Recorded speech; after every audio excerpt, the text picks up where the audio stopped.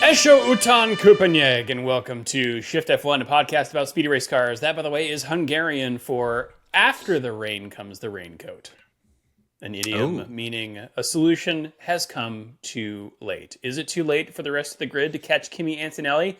Not if a solution to their power unit problems doesn't arise. I'm Drew Scanlon. Joining me, Danny O'Dwyer. How are you, Danny?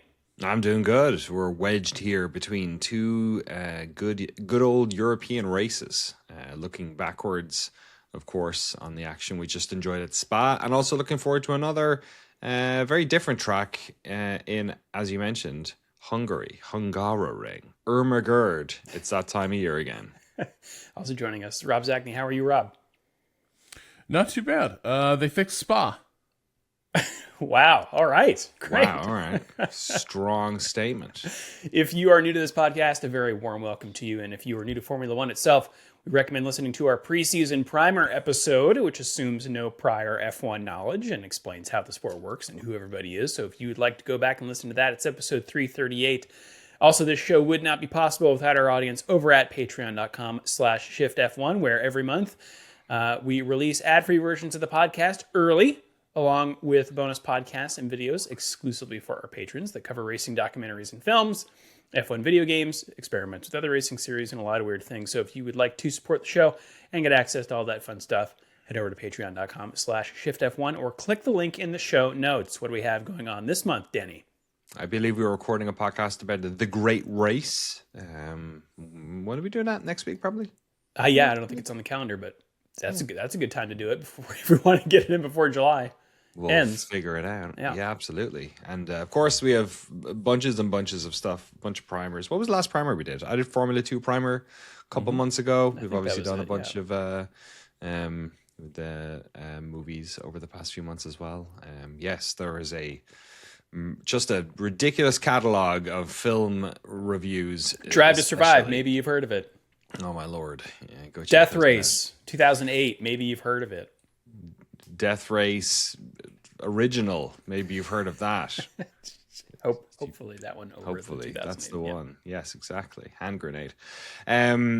But of course, a massive thanks to all of our incredible title sponsors: Zylander Algushwari Duplat de Produce, the Military Industrial Complex, Warizel, or IB Egberto and Igor Furman, That Video Game Podcast, Let's Margot Racing, Eaching Wells, Dr. V, Deange, It's a Me Ferrario, Nicotine Pouches, Mojo Nixon, Get Rich O'Di Ryan, Agave ATX, Cyphers Training, Turf SES, Michael Maves, Gianni Infantino, Telemetry Deck. He's getting everywhere. TelemetryDeck.com, FTC, Bottas Calendar 2026, Drew Stewart, Rich Energy, Bailey Foot, Abraham Getchell, The Lolly Lulelo, Hashtag Bunny Fiend, Snigs, Alex Goucher, Jeff Foster, Troy Stammer, William Rumpf, Fancy Triceratops, Lachlan the Madden Man, Samurai Love Story, and Jason Kelly. Thank you all so much for your support.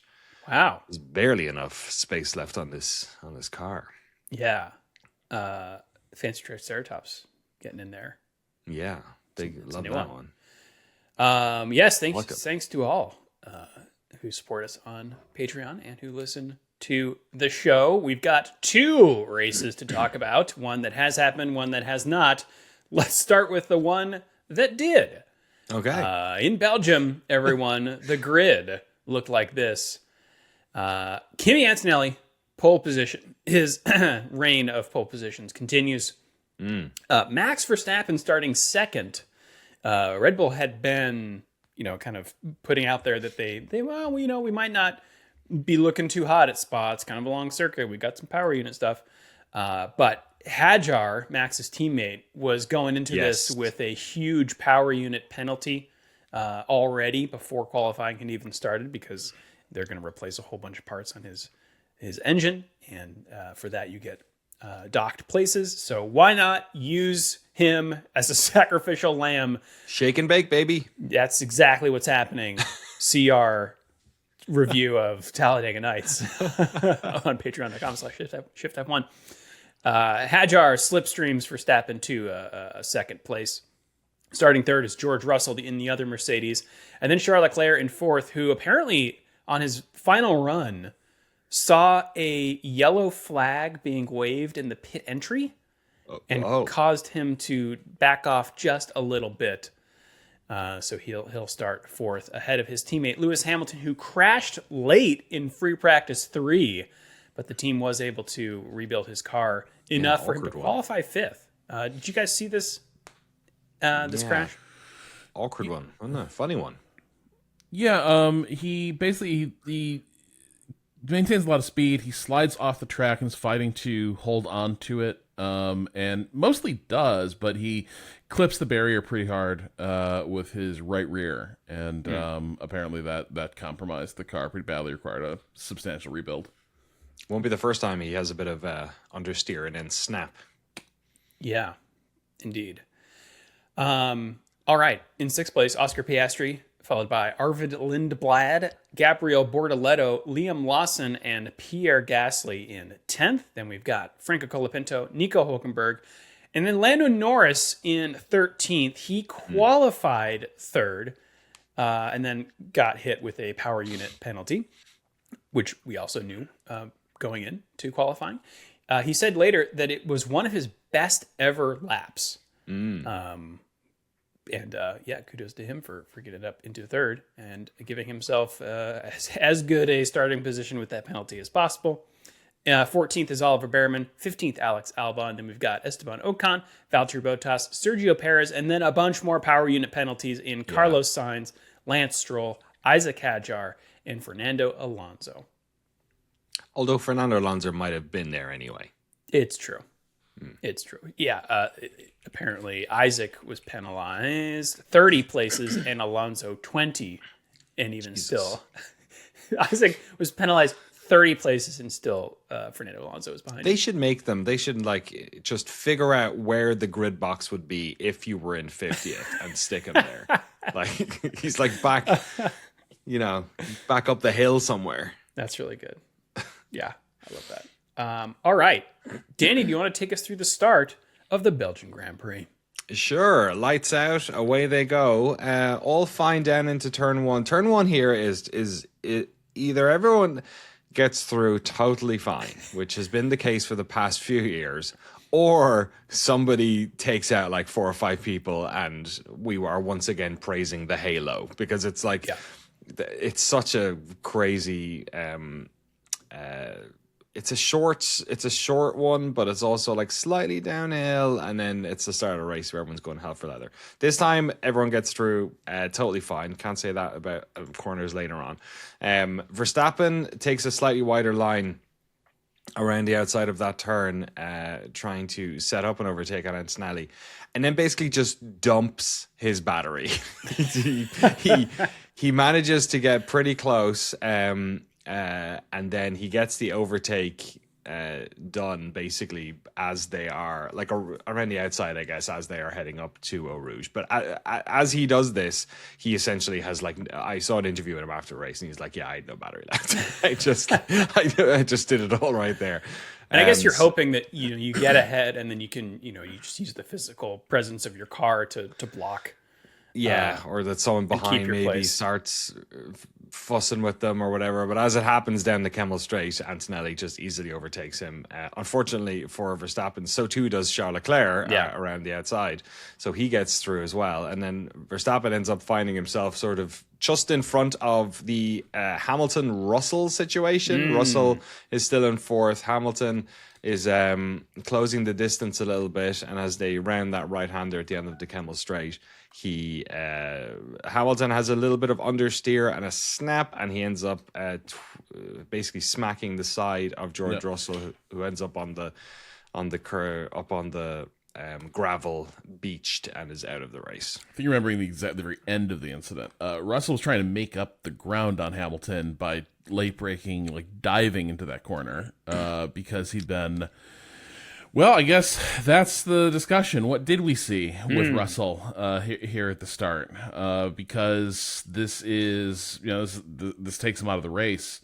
But you remember last week he had said like the car had straight line speed issues. He came out of the race very, very unhappy. Brought it up during the radio message to the team right after the race. Toto kind of shot that down. But you could see it here at the start. Russell heading up toward Eau Rouge was visibly slow, and in a way that all the cars should be accelerating. They should roughly be matched. Russell's car was just slower than everyone else's. He got completely swamped on the straight and ended up like dropping back, getting eaten up by Hamilton, and then he finally gets some speed back down the Kemmel Straight and makes what he would later say it was a racing incident. Hamilton did get the penalty for causing the contact, but I'm kind of the mind it is a racing incident. Russell does a high risk move, diving for that corner. Now he maintains control of the car. It's a neat little bit of driving, and he's but ahead. He does put himself at the mercy of Hamilton. It is one of those things where cars are, as Brun was pointing out, this stage of the race, everyone's full load of fuel. Their tires may not be fully up to temperature. Cars are sliding around a lot, and Russell dived in. Hamilton slid a bit and tapped him, and just it was like a pit maneuver, the cops are trying to do, right? You take out the rear tire, the body section in front of the rear tire, and you just hook the car around, and that was the end of Russell. I did see, so immediately he got on the radio and basically blew up at the team, and German TV caught it. So they aired, "I'm out. What the fuck happened with the state of charge down the straight? I had no fucking battery down the straight. Guys, unacceptable. Unfucking acceptable this whole weekend." Wow.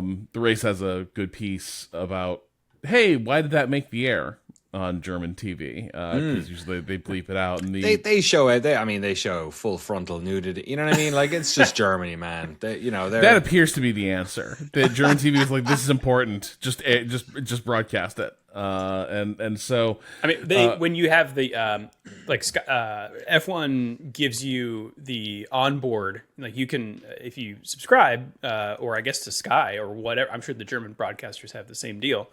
When you watch a driver's onboard camera, you also get their unfiltered radio, right? So they have access to everything that they're saying. So I imagine that the broadcast team just ripped the audio from that and decided to air it. Yeah, it's good stuff. Either way, very unfiltered, and that continued after when they interviewed him around lap 5 when the race was still going on. He talked about that he had no battery. This is an ongoing issue with the car. He said, I appreciate everyone's working hard on the issue, but here I am standing here lap 5 talking to you. The race also had a piece in that same piece about like how that message got broadcast. They did sort of dig up the telemetry about it, and you can see that so there's kind of two things that Russell says that happened. First is that Russell said the car didn't charge at all down to La Source. That it's supposed to pick up some harvesting for the straight at La Source. It didn't. And so he rounded the corner down on battery. And then as he's coming out of Radillon, the engine just stopped accelerating. It hung at 308 kilometers per hour, and then started working its way up to 315 kilometers. But that is considerably slower than where you have Kimi, who his speed sort of caps out briefly at 313 kilometers and then gets up to 318. The other thing you sort of notice is that, and they mentioned this during qualifying, ongoing unhappiness with the car, just generally with Russell, that he does not seem, he seems like he's constantly fighting that car. The car was twitching out of La Source in a way that not every car was. So everything could go wrong, did go wrong. And in his attempt to win it back and gamble a little bit to try to stay within touching distance of the championship fight, he ends up getting taken out, and that is his race. But I don't know, to me it is visible. I hadn't fully to a degree, I've sort of been thinking like, yeah, Russell's just unhappy with how the season is going. I don't know. There's a boy who cries wolf element to some of this that I think, doesn't help him. But you're right. The evidence is there. Yeah. Well, in seeing the car, this is the time where, like, naked eye, I was like, oh, something is wrong there. Yeah. Wasn't the only car who had a tricky first lap. Earlier, I mentioned turn one, of course, earlier in the race. At the start of the race, Carlos Sainz had a little bit of trouble slowing down into that. He ended up tapping the back of Ocon's car. People were looking at this on replay because Ocon ended up in the gravel, and they figured that might have been when he got his puncture. But as it turns out, it was actually, unfortunately, later near the end of Sector 2, where he and his teammate, Ali Berman, tagged each other, and he got a puncture, which ended up seeing him depart the track, but he was able to get it out of the gravel and continue back around to change some tires. But there was a safety car, and then we had some safety car shenanigans. Yes. Going the opposite direction that he would like to go is Oscar Piastri, who sitting in, I think he was second, right? Gets passed by Leclerc and then Verstappen in short order, laps 4 and 6, I believe. And Verstappen... Can I interject? Yeah, sorry, I was trying to set you up for something, but let me just take it myself. All right. Isaac Hadjar. We're having a weird race here, folks. Anything can happen at Spa. So how about we pit you, you do a lap, we pit you again. Yes. And the put classic... on those hard... He started on hard tires, right? And so they put on mediums to satisfy the 2 compound rule, and then back on hards, so he never has to pit ever again. Yeah, or just like, don't worry about it. We got you, bro. There'll be another safety car.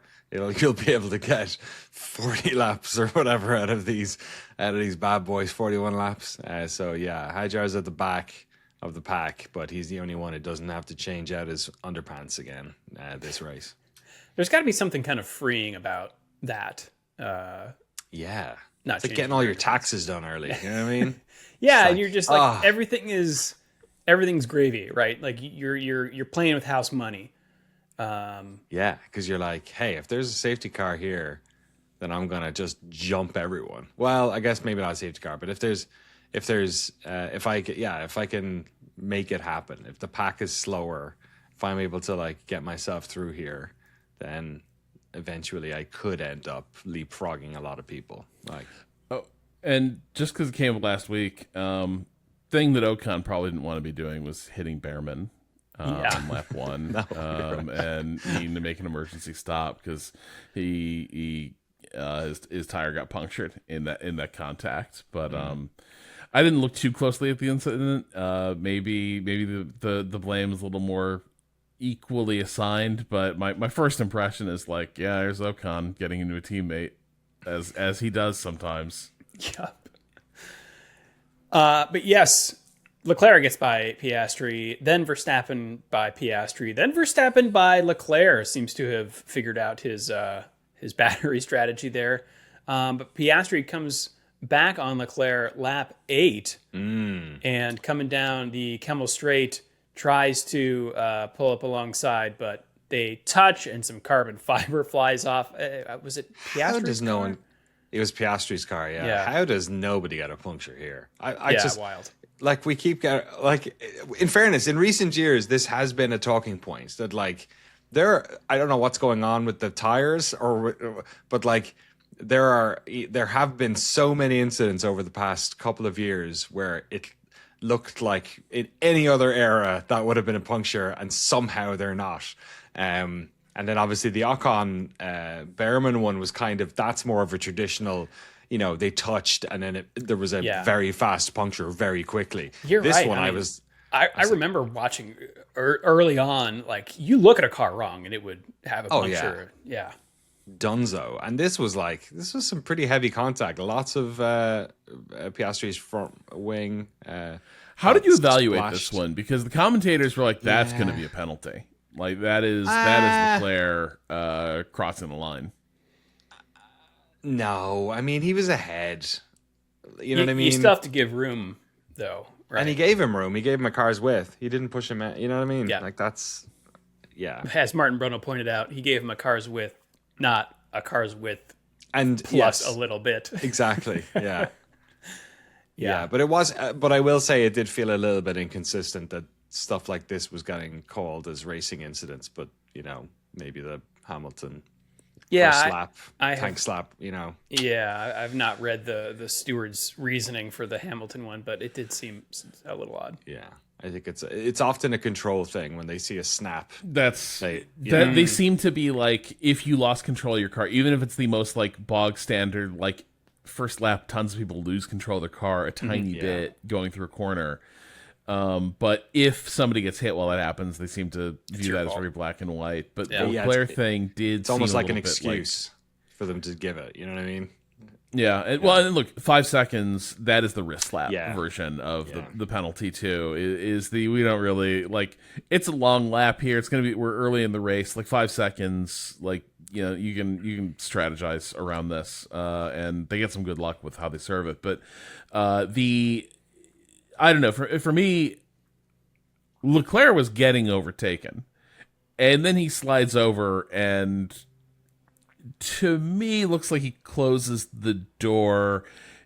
If that's a car's width, we're talking like we were talking about exactly one car's width, and I'm not entirely sure that you aren't including a little bit of grass in your calculation of how much room was wafer thin mint you could place right between the two of them. Yeah, it was a little bit tough. Piastri sounds like he's reading the newspapers. He talks about how dangerous that was. But still so chill.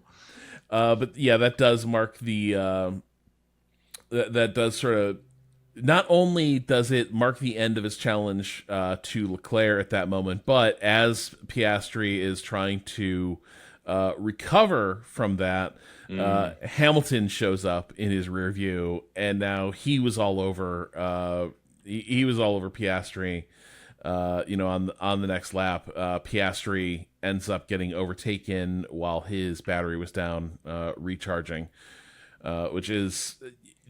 The whole race is kind of interesting from the standpoint of in the post-race interview, you heard the drivers talking about the deployment patterns for the cars were really wild. That the harvesting and deployment cycles were challenging to predict. You don't see it as much from our perspective watching the race. Like for me, like especially that first half of the race. This is pretty action-packed. Mm-hmm. I don't hate this at all. But there is an awful lot of, okay, now this person's a sitting duck, and here comes the next car. Not necessarily bothered by it, but it does seem like it made the driving experience a little more stressful. We got an action-packed couple of laps here as well, because I think it was Antonelli came in at lap 19, and it was around the same time that you had Norris getting past Piastri, and then the VSC kicked in. So you had they were in the pit window, but then a virtual safety car happened. Was this car? I remember the shot of the steward running across Marshal. Yep. I always get those words wrong. Sorry.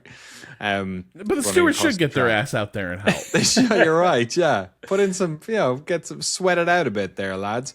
Was there a carbon fiber on the track? I'm guessing, or something. Yeah, something like that. Let's actually take a quick break, and then we'll be back with what's happening after all these safety cars and pit stops. Actually, before lap 19, when Antonelli pits, we do get Norris coming from kind of the back here, working his way up. He gets by both Racing Bulls cars, and then shuffles up to. By the time Antonelli comes in, he is in sixth ahead of Verstappen, who I think had pitted. Norris again starting on those hard tires from 13th place. But yes, Antonelli pits on lap 19 from the lead, and we do get some more. As back on track, Norris is now up to Piastri. We get what the commentators assume is some team orders here because they're on different strategies. But then a replay shows that Norris passes Piastri, and then Piastri passes Norris again. And that's when we get the virtual safety car. And it's also when we get Charles Leclerc and Lewis Hamilton coming in for a cheaper double stack pit stop. And it's where Lewis Hamilton serves his 5-second penalty. And it's also where we get an unsafe release. Who wants to take this one? Rob? I mean, it's not anyone's finest hour, but Lewis Hamilton innocent is the ultimate takeaway. So it certainly looks to me like Lewis had wanted more wing added to the car. Bernie Collins put some color on this on the Sky broadcast. When you put on a harder tire, you have less grip, right? Because of the mechanical grip of the compound is harder, so your car doesn't grip as well. Therefore, you need more downforce on your front wing. And so typically what they do is, a guy will reach over during the pit stop and with a little Allen key or something, crank down a screw that'll change the angle of the wing. So that's what's happening, or that's what someone is attempting to do. So they wait the 5 seconds for him to serve out the penalty. They do the tire change, and then it certainly looks like one of the front end mechanics at the last minute remembers that they needed to add wing, but the tires are already on the car, and the light is showing green, and so it kind of, from the camera perspective, it kind of looks like a mechanic, is committing insurance fraud. Throwing himself in front of, Lewis's car. That's why you got to have a dash cam, Lewis. Yeah. But you break it down, it looks like he's trying to reach toward the car to do one last little bit of service. And then the car lurches. The wheel spins and throws him around a little bit. It's the front wheel, so it's not under power, but it's still rotating. And he ends up getting pulled against the side of the car. Lewis sees immediately what's happened. He stops. The guy gets clear, and yes, if everyone's okay, and he is, but kind of the two layers of that are you kind of needed to remember to do the front wing adjustment like that should have been part of the script for the pit stop. And then that ship has sailed. The barn door is open, the horses are leaving, literally the car's leaving the pit box. Your moment to fix that boo-boo has passed. You can't get in there with your little Allen key and make that adjustment as the car's flying past you. Yeah, and it is kind of a shame for Ferrari who nailed the timing on that pit stop, because they Leclerc, because of the virtual safety car, comes out ahead of Antonelli. And then we've got Norris in the lead because he didn't pit at all. But yeah, Hamilton now, as he comes out, down in 6th place. And I think at that point, under investigation for an unsafe release, that he did not get a sporting penalty for that. The team got fined, I think, $15,000 or something. Worth mentioning Hadjar pits again here. Okay, great. But yeah. Do we want to talk about maybe the coolest moment of the race? I mean, so you get Leclerc does close in on Norris and overtakes him without too much hassle on lap 23. But they didn't catch the Lawson, Gasly, Colapinto overtake incident lap 30. They played it in the picture in picture. But yeah, please describe it. So Lawson goes in on Gasly at the top of Radillon and gets balked a little bit, and then as they're exiting onto the Kemmel Straight, Colapinto comes rocketing in from the whole thing was, I think, basically shown from in-car cam. Colapinto comes rocketing around Lawson on the right-hand side, and he ends up trapped between the two Alpines as Colapinto goes launching down the straight. And then finally, I think Lawson is able to claw his way ahead of Gasly. But it was immediately everyone sees that, and immediately their thoughts go to Schumacher, Hakkinen, which slightly different situation here. Everyone in this picture is fighting for position, but it was a fun moment.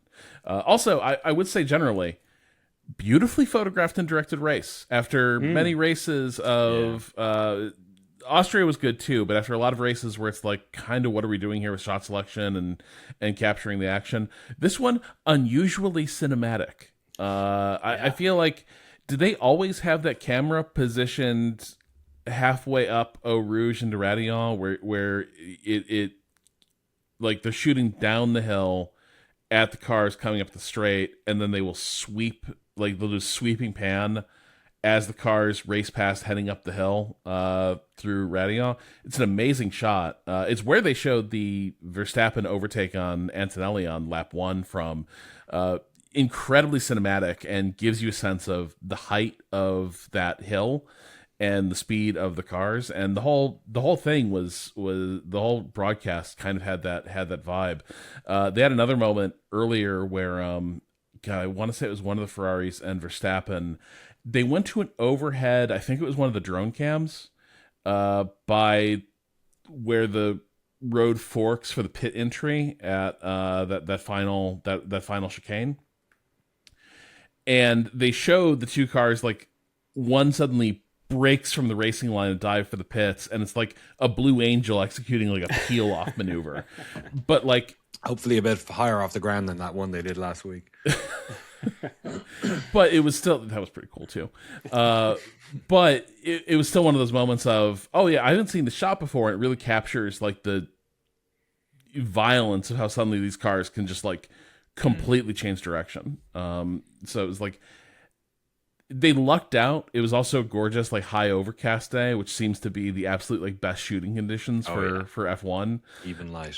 But it was, there were a lot of moments where they, like, with direction, amped up the drama of the race a little bit.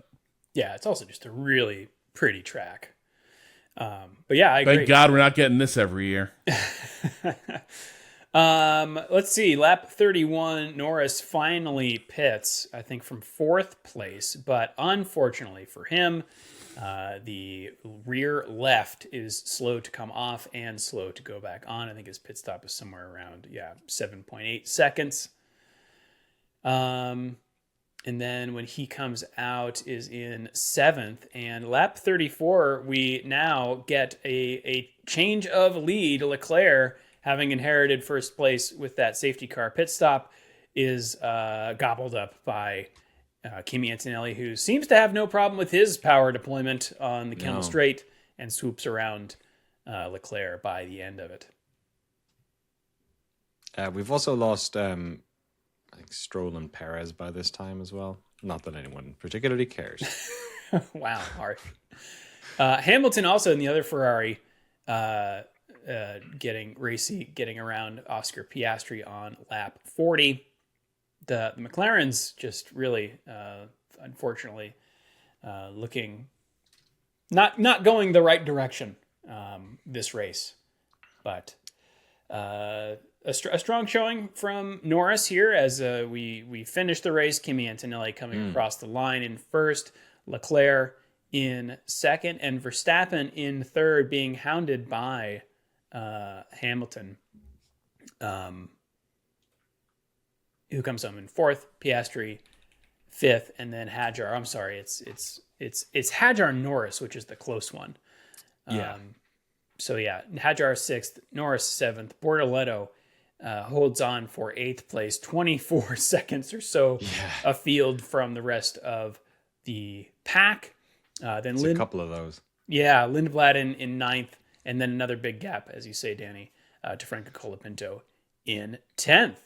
Behind him, Pierre Gasly, Liam Lawson, Nico Hulkenberg, Oliver Behrman, Alex Albon in 15th, then Carlos Sainz, Esteban Ocon, who finished the race, Valtteri Bottas, and Fernando Alonso, followed by the DNFs of Lance Stroll, Sergio Perez, and George Russell. Bottas did the last 10 laps on softs. Really? Yeah. Which I quite liked. They pitted him in like lap 34 and he came out on softs. And I was like, oh, all right, let's do it. Let's try all the compounds. All right. Well, that was the Belgian Grand Prix. Let's take it now to the news, such as it is. Yeah, not too much here, is there? There really is not.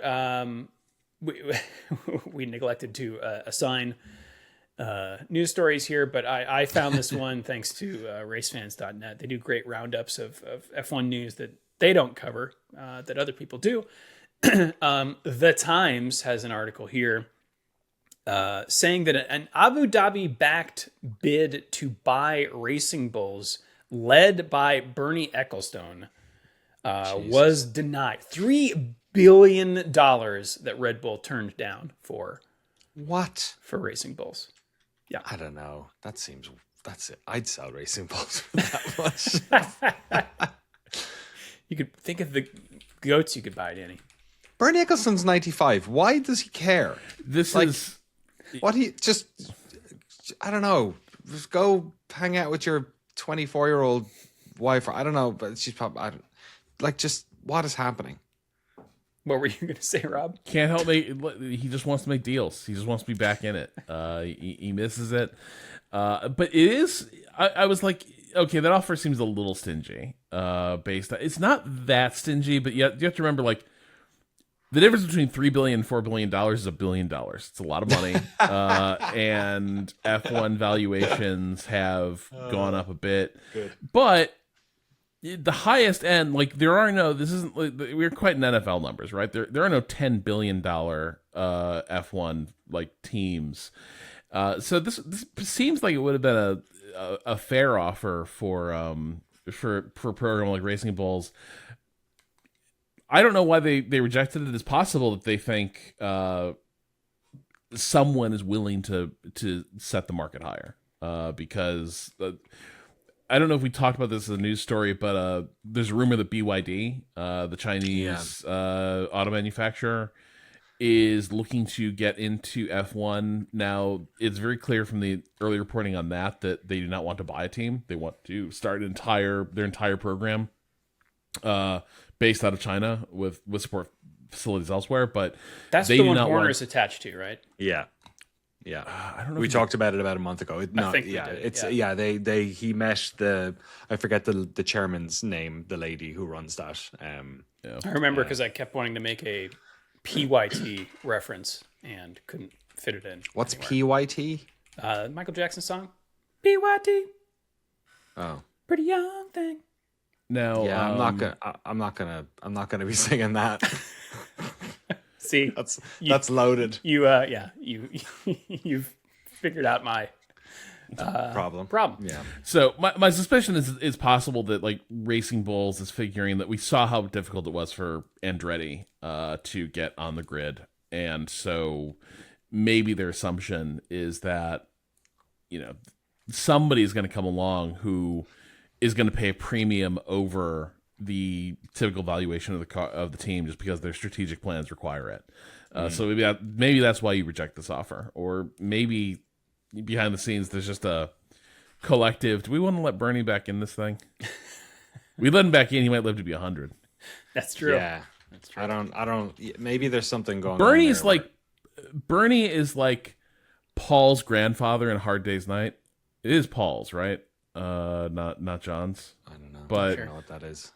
Or uncle. That's who it is. But no, Hard Day's Night, the Beatles movie, the entire the action that sort of sets the film is there's an evil old man that the Beatles have been made responsible for over the course of this film, and over the course of the day, he basically breaks the Beatles up. Like that is just like he eventually convinces Ringo that they don't appreciate him, and really he's just strike out on his own. And I feel like that is what you get with Bernie Ecclestone led into the paddock, is just like worm tonguing his way through the I was about to say, I think it's like maybe one of the cars is like a Horcrux, or he has to like, he's trying to suck Arvid Lindblad's soul out to get an extra 3 months of life. I think that's Ben Suliam. Maybe. Lot of vampires on the grid. Yes. So, yeah. All right, and finally, Rob, you flagged this one. Max Verstappen, speaking of deal closing. Yeah, like this is mostly getting pickup on news sites, I think, because it's a McLaren Verstappen connection, but it kind of isn't. Okay. So McLaren has a very well regarded F1 prospect, incredibly Dutch name here, my God. Dries van Langendonk. 15 years old. Van Langen. Put a donk on it. Van Langendonk. That's, I mean, even in our world, this is pushing it. It very much is. He had a great karting career. Again, 15, his career. He had a great childhood where he was very good at driving karts, and now has made a very promising transition to open wheel racing.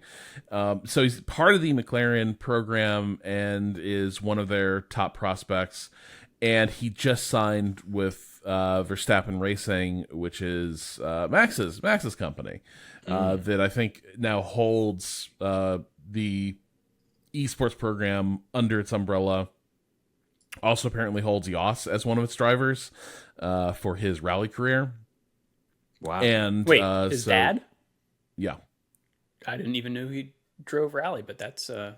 I'm not sure he's like routinely on the circuit. I don't fully know, but I do know he's driving regularly. I just don't know fully what he is up to besides Whenever he's not drinking Father of the Year mugs under his breath. Yeah. You think Max would ever fire him? I don't think so. My suspicion is Max has already decided how he wants to handle all this. My read on it is always that at some point Max made an adjustment to maintain a close relationship, but also one that like leaves Max firmly in command where he wants to be, and leaves Jos as a interlocutor and someone to run interference. But I'm not sure Jos is steering the ship as much as he used to. Either way, the main reason I think people are intrigued by this is because McLaren is still regarded as the prospect that Max might go to after if things continue to sort of stall out at Red Bull. And so there's some interest in, is him signing a McLaren driver a signal that he's also willing to draw closer to that organization? But it actually also seems more like promising young Dutch driver. You belong with me, young man. Exactly. Let me show you these ropes. We didn't talk about Piastri's pass into Eau Rouge. I forget who it was on, but the commentators called it out, saying there was a similar Mark Webber pass, who of course manages Oscar Piastri. But it was I mean, the Weber one was more intense. The Weber one is an all timer, but yeah, it's still pretty good.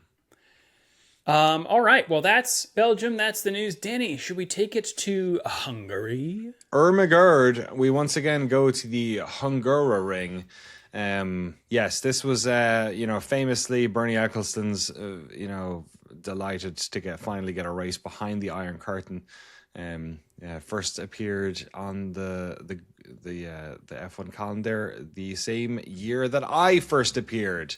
In reality, 1986. 70 laps, 4.38 kilometers, 2.7 miles. The track is about 20 kilometers outside Budapest. I was just in Budapest. I should have gone out and had a look at the Hungaroring. I was too busy watching Arsenal getting beaten in the Champions League final. This is a pretty good one. I think for fans, it's an affordable, close to a major city track with good sight lines and generally some good racing. So it's pretty well attended. In terms of the makeup of the track itself, it's kind of, people talk about it as if it's a sort of a big goat track. It's a bit like Portimao in that way. But we have had problems with overtaking here sort of historically. So it can turn into a bit of a procession. The amount of places that you can sort of actively get an overtake stuck in over the years has been a little bit tricky. We'll have to see with these new regs, with the cars being slightly smaller, with the battery allowing for more dynamic areas where you can get the jump on somebody. We'll have to see if that changes at all. But in general, the two major overtaking spots are at the end of the start-finish straight into turn one, and the sort of cutback, as it were, getting into the next turn at turn 2, which is like a downhill, wider left-hander. So those are traditionally where we get them. It gets hot here. It's narrow. It's twisty. It's often quite dusty here. Monaco levels of downforce required because of all of these turns. So it's a real, at least it generally is an aero versus horsepower track. The start finish straight is probably the only section of the track that is a dominant straight line section. Like the rest of it, there's a lot of high speed corners, but it's not like it's very different to Spa in that respect. You're not just like, going horsepower all day. So we'll see. So there's a couple of things happening here that might make it an interesting race with the new regulations. But yeah, we'll have to wait and see. Yes. Personally, I have rated this, let's see here, kind of all over the place. Last year, I rated it a 2 out of 4. But then a 4 out of 4. My notes here, Norris and Piastri started 1-2. Verstappen's car not working well. He and Hamilton have a great battle. Verstappen dive bombing Hamilton and bouncing off his wheel. Norris spent many laps protesting, giving the place back to Piastri, but did finally with 3 laps to go. Piastri's first win and the first McLaren 1-2 since 2012. Wow. Yeah, that was memorable. But then a 2 out of 4 and then a 3 out of 4 in 2022. So you never really know, and with these new regulations, as you say, Danny, we might get some different passing areas. We might not. I also saw in your notes, it took 20 years before we had a wet race. We might not have a wet race. This weekend, we're looking at 5% chance of rain for race or for qualifying. That's and 10%. That's about 21 in 20 years. Exactly. 5%. Looks to be fairly warm. 80 degrees on qualifying day, or what is that, Celsius? 27. And slightly cooler, 77 on race day, or 25 Celsius.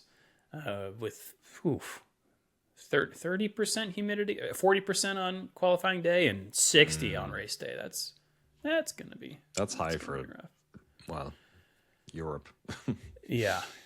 All right. Well, as we head into the Hungarian round, here are your drivers' standings. Kimi Antonelli still on top with that big points shift after George Russell went out and he won the race, Antonelli. He now has 204 points in first place. Lewis Hamilton is now in second with 159. Oh, wow. And George Russell with 154 is in third. The other Ferrari, Charles Leclerc, in fourth with 126. Then the 2 McLarens of Lando Norris with 103 and Oscar Piastri with 92.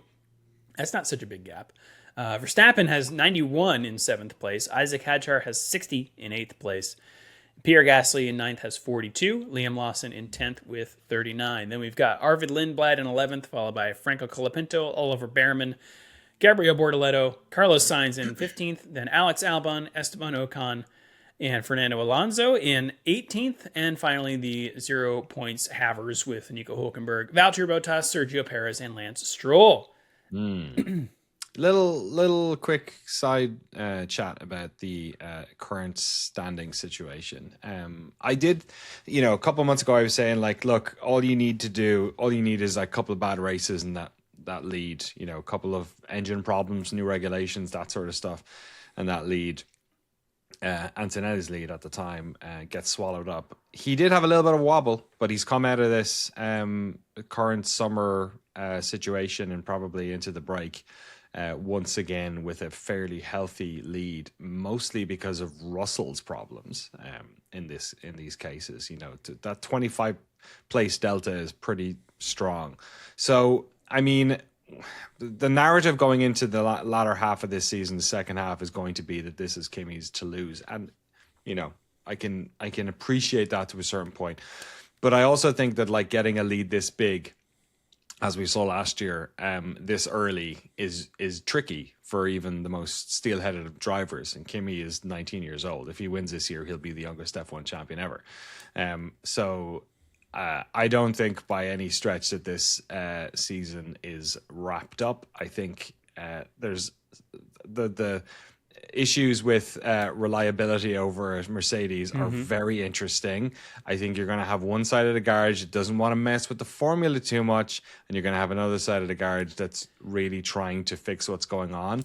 And if you spread that out over a couple of months, you might run into a situation where suddenly one of those cars is a bit more developed than the others. So that's the thing that I'm interested in, is whether Kimi's side of the garage is going to be too conservative with how they deal with their car for the rest of the season, and then as a result we have a little bit of a changing of the guard with regard to performance near the end of the season. Yeah, Toto Wolff, Mercedes team principal, did say that the power unit stuff is affecting both cars, but we'll see maybe how true that is. But in any case, Mercedes has a commanding lead in the team's standings with 358 points to Ferrari's 285. McLaren is in third with 195, and then Red Bull in fourth with 151. Then a jump down to Alpine in fifth with 61, tied on points with Racing Bulls. Gene Haas and team are in seventh with 21 points. That's another big gap. And then Williams in eighth with 11, Audi with 10, Aston Martin with 1, and Cadillac in the back with 0. The Shift+F1 Fantasy League is available for you to join, should you like to, using the link in the show notes. Here is the podium from Belgium. We got a three-way tie for third between Scuderia Portaquito, Ward's team, and Da Bearmans. The Bearmans. In second, Charles in charge. Charles in charge. That's very good. Someone's calling to. It's my doorbell. We've. Who's calling you at this time in the morning? Are you kidding me? Yes, probably someone dropping off a package. And then, it's a good visual gag. In first place from Belgium, /kick Sauber /join Audi. /kick and /join, like you're doing in a game server. Game server. Yep. Video games. That's good stuff. But overall, the podium looks like this. Cigarettes has dropped. Wow. It's Not now as in popular with third. the young ones anymore. Then we've got. Your cigarettes just arrived at your door, Drew. That's right. Pick them up. I might have to go get that. Fan Amp, Fantasy HQ in second, and the Macarena in first. All right, you guys can dig over. Okay, he's gonna do it. We're taking bets on one. Who? 8 a.m., 8:15. It must be something important, Rob. If somebody came to my door at 8:15, I'd turn up with a shotgun, tell them to get the fuck.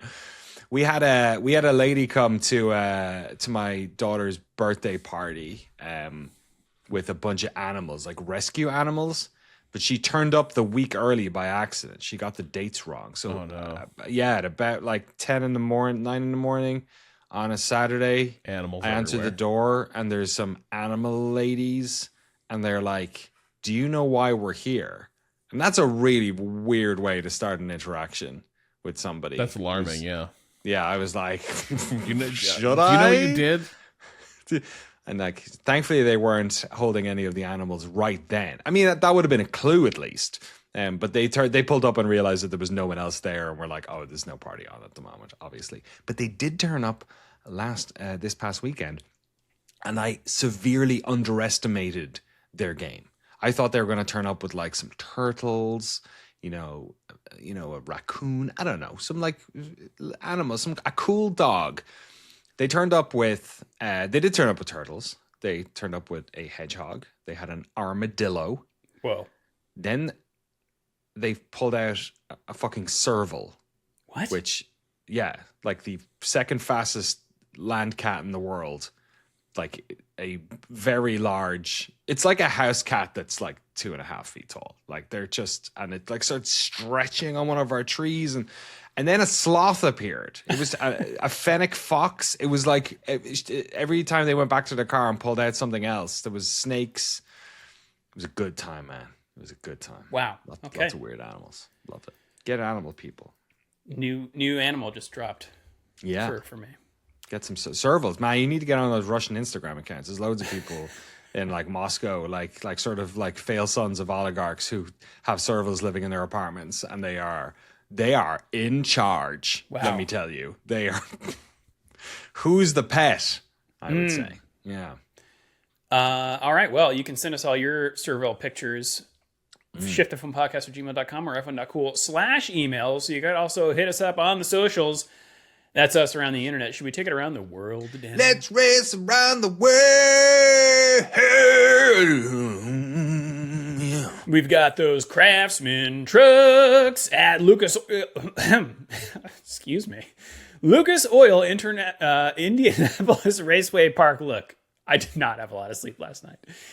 In Indianapolis. Who was at the door? Indiana. Can you tell us who was at the door? It was Amazon. Why the fuck are they calling you like 15 times? Do you have to sign for it? Do you have to sign for something? No, I don't know. Jesus Christ. Okay, yes, the Craftsman Truck Series race, T-Sport 200, presented by Warn Industries. Warn Industries. WARN, as in I warned you. Not as Amazon in this is was coming worn at down. 8 a.m. Yes. Yep. Warn Industries. Yep. That sounds like a bad guy in an anime. Yeah. Oh, Warn man. Heavy Industries. I was playing some Metal Gear Acid at 2 a.m. On what? That's a PSP game. It is on my AYN Thor. Oh, wow. You were playing it as intended. That's right. That's amazing. Look, it Holy looks crap. great. You can bump up the rendering resolution, and it looks fantastic. Formula E is in Tokyo. What? Yes, for the Tokyo E Prix.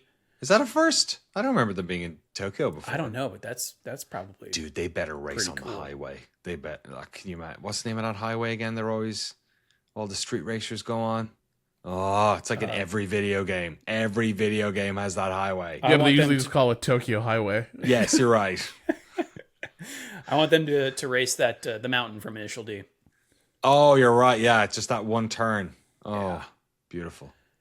Formula 2 and Formula 3 will be supporting F1 at the Hungaroring. We my also God. have DTM Seat Motorsport Arena Oschersleben. Oschersleben in Oschersleben, Deutschland. I love to wear my Oschersleben. The NASCAR O'Reilly Series is at the Indianapolis Motor Speedway for the Pennzoil 250 presented by Take 5 Oil Change. Wow. Oil all the way down. Yes. Not getting those sponsors of Formula E. We also have the NHRA. They are at Pacific Raceways in Kent, Washington for the Muckleshoot Casino Resort Northwest Nationals. Excuse me? That's right. Muckleshoot. That's right. I believe I'll be it is honest. a Native American tribe. I was about to say that is the least. I'm no expert, but when I hear some words, I'm like, oh, that sounds like a Native American tribe. Muckleshoot. The Motocross Grand Prix is in Lokat, Czechia. Oh, nice. Are we saying Czechia? Czechia. I think it's Czechia. Okay. Czechia. For the You better Motocross Grand Prix. Czechia yourself, Drew, before you. Slovakia, your my roll. And stuff. is that IndyCar race happening this weekend? Can I? might be. I think the National Mall 200 is going on this weekend. The Freedom 250 or whatever. Can I tell a joke I made when I was like 7 years old? Please. This was the first. The Czechia. It kind of opens the door a little bit, although this is technically a Yugoslavian joke. Okay. But I don't know why I made this up when I was a kid. This is a really bad joke, and I've never told this publicly. But it was the first joke I ever made up, and I'm kind of proud of it. Okay. And you can easily see how. Just write down the timestamp for when this joke's being told. Yeah, you can skip it. So the I was 7 or 8 when I made this up. So like, give me some hands. So the UN, they're all at the UN. All of the different countries are there, and they're having their morning porridge. I don't know why they're having morning porridge, but they have porridge in the morning, and they're all eating their porridge. And the prime minister, or the guy from Spain, doesn't like it, and he's like, I can't finish this, I'm sorry. So he turns to the guy from Finland and says, what do I do with the rest of this porridge? And he says, don't worry about it, just slop it on Milosevic. Wow. Yeah. That's, you know what? I'll allow it. That's pretty good. Thank you. That's pretty good. It looks like the IndyCar race isn't for a month, but I saw that there were events happening this weekend, so I don't know fully why that is. Huh. There's no IndyCar for a month? No, it's the DC race is on August 23rd. It's not this weekend. Oh. I Is it think the 250? people the Freedom? people in the Discord were just talking about the track layout, and it's about what you'd expect. It looks like a Formula E layout. Lots of straights, lots of right-handers.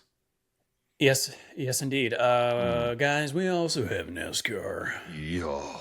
Also at the Indianapolis Motor Speedway for the Brickyard 400. Nothing more American than bricks. Seems more English to me, but all right.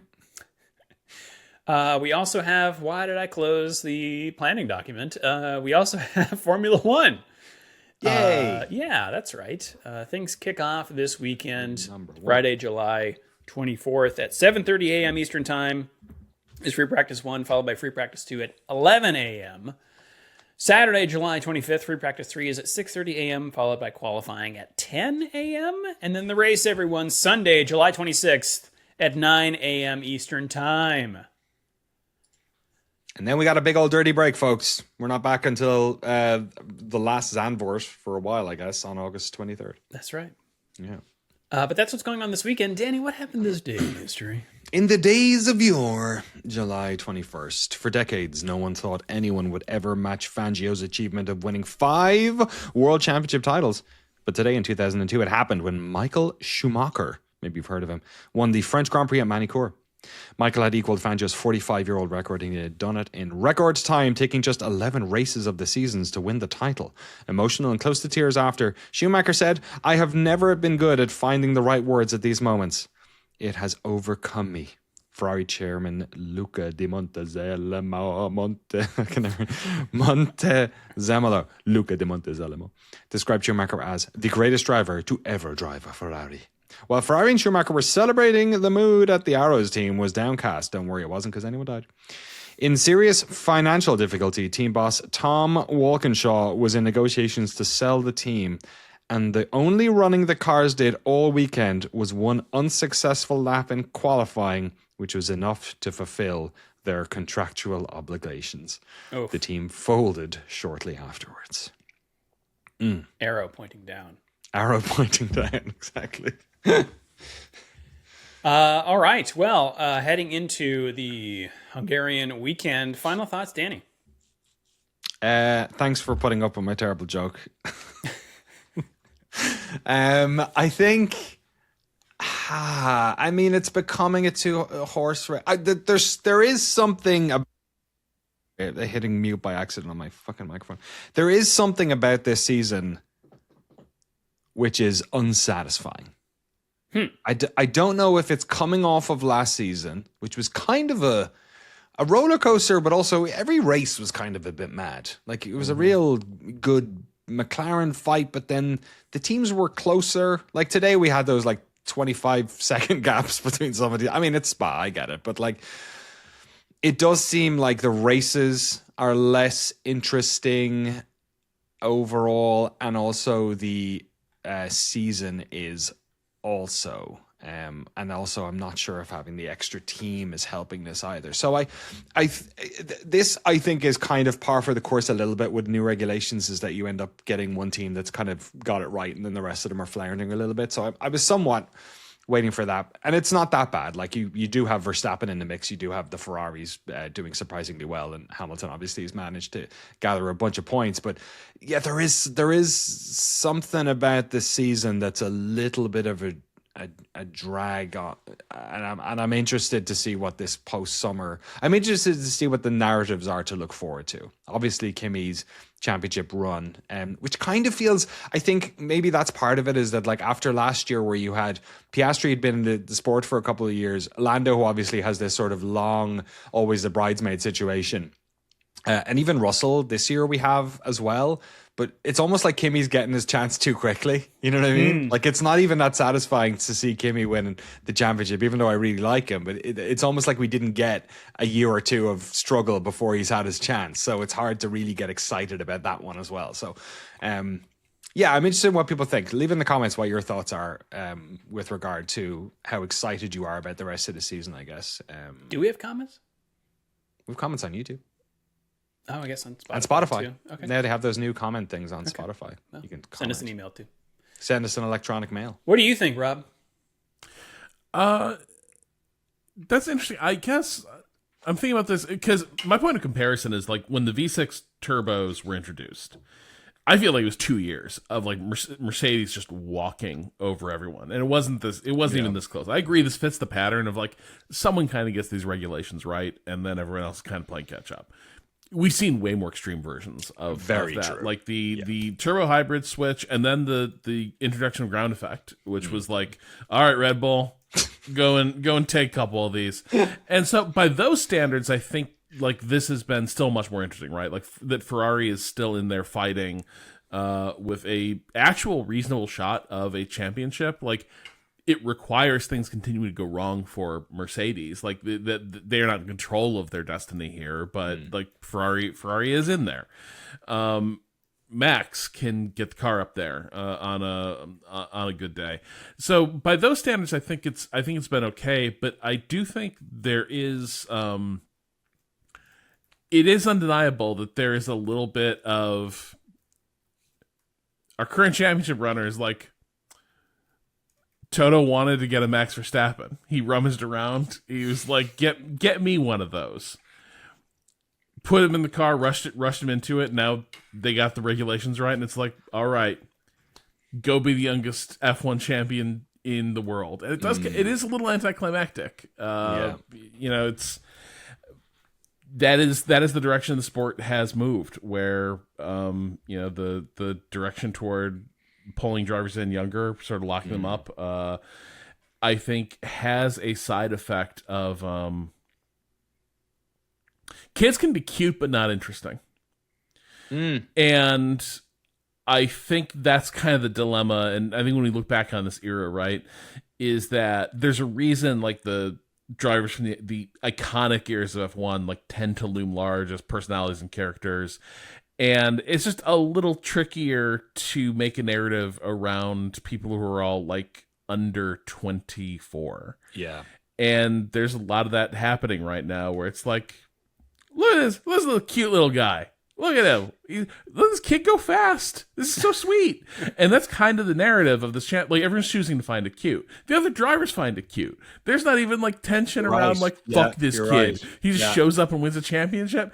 He's a really likable kid. And everyone he looks like a kid. Like he looks like a child. Like, but I think it's more that people feel bad for George. You know, yes. I think if there's any narrative, it's like, man, that's the dream, is that George enters his villain era. And I feel like getting taken out by Lewis at the start of this race is like a really good notch on the way in that direction. Getting the Albon special from Lewis. Yes, exactly. There's definitely a bit of that. And the fact that George's problems with the car are like the most gaslightable problems in the world.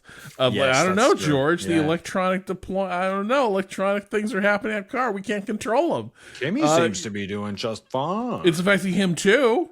So I don't know what the problem is. So that is very funny, but I do think there is a little something to the way it's all been packaged and broadcast. The narrative is like, just the youngest driver ever. What a special boy, what a special baby. And it is like, he is a special baby. And that's great. And I'll be very interested to see when he's a fully developed person, what kind of F1 driver and champion he is. But in the meantime, go Airbud! All right, well, if you would like to support the show and get access to all of our bonus episodes, the early ad-free version of the podcast, and the official Shift+F1 Discord, you can do so over at patreon.com/ShiftF1. Have a good race weekend, everyone. We will see you all next week.